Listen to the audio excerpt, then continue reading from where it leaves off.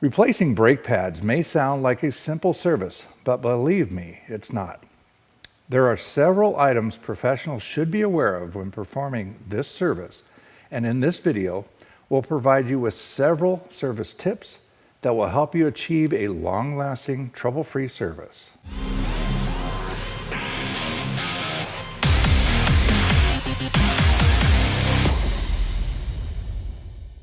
Welcome to one of the many automotive maintenance and service tech tips brought to you by bproauto, next-level aftermarket parts that are approved by Mopar and built to fit most makes and models.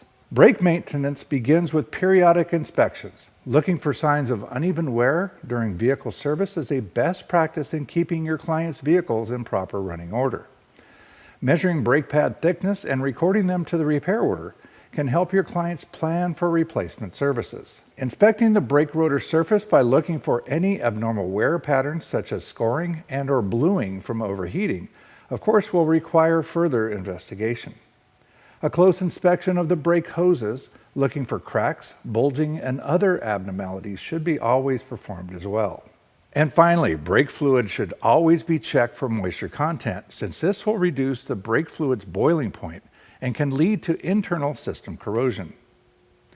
Now, when it's time to replace the brake pads, in most cases, replacing the brake rotors at the same time is a good practice, since new rotors typically have a machined non-directional surface to help support proper brake pad burnishing, which we'll discuss in detail later in this video. bproauto rotors come with a properly machined non-directional finish to provide quick burnishing with new brake pads.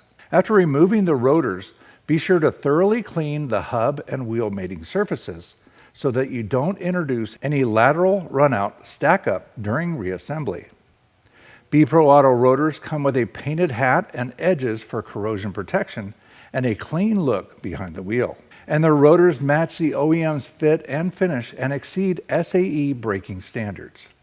When removing the calipers, be sure to properly support them by using a support device and don't let them hang from the brake hoses. Always disassemble the slide mechanisms, clean, inspect, and service as needed. Be sure to properly lubricate all metal-to-metal contact areas during reassembly.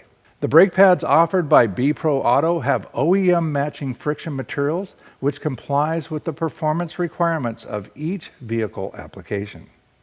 And in my opinion, if you're not using high-quality friction materials, you're only asking for trouble. Additionally, their brake pad kits come with the hardware accessories such as 301 grade stainless steel abutment clips and other components like springs where applicable. Renewing the hardware is always a best practice to follow while performing a professional grade brake service.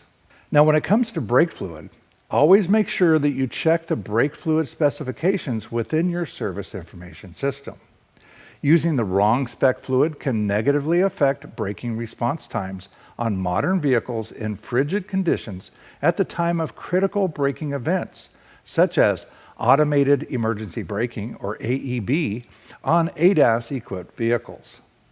Now, DOT4 is not always just DOT4, and there are low viscosity spec fluids that might be labeled as DOT4 LV or DOT4 Class 6, SAE J1704 LV, or ISO 4925 Class 6. Again, referencing vehicle service information is a best practice. Additionally, brake fluid replacement often requires specific procedures and likely requires the use of a capable scan tool to carry out the operation properly. Now, after reassembly and airing up the tires to specifications, it's time to carry out the burnishing process. Now, following the installation of new brake pads and rotors, it is crucial to complete the burnishing process, and here's why. This process is also known as bedding in, which involves properly mating the friction surfaces of the brake pads and rotors through a controlled process of heating and cooling. During burnishing, the brake pads will transfer a layer of friction material onto the rotor surface. This helps to improve the contact between the brake pads and rotors, ensuring optimal friction and heat dissipation during braking. This is why a properly machined non-directional surface is applied to the rotor. Now, you may ask yourself, why is this important? Well, new pad and rotor surfaces need to be properly conditioned to achieve maximum braking efficiency. This, of course, can help support the vehicle reaching minimum stopping distances during braking.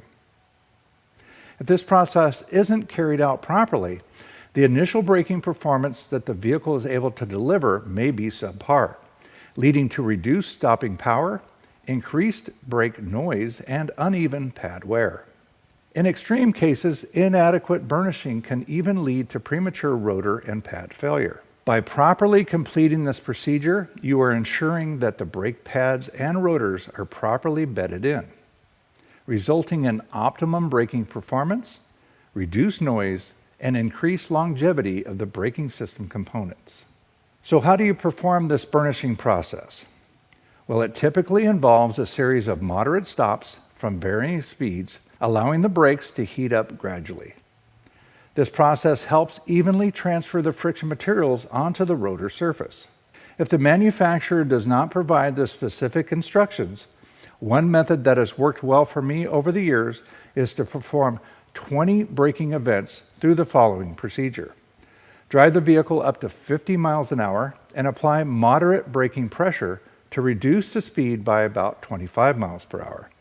And repeat this step 19 more times. And be sure to allow at least 30 seconds between brake applications. And after this, drive the vehicle for at least 10 more minutes at various speeds with the least amount of brake application possible.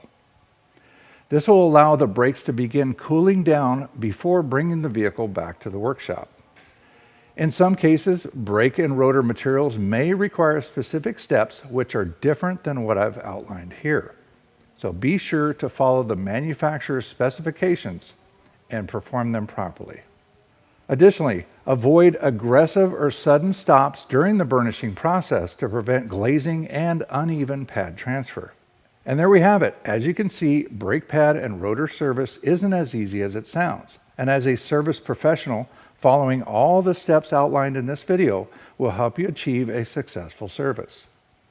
I hope you found this video informative, and if you have any questions or comments, please leave them below, and thanks for watching.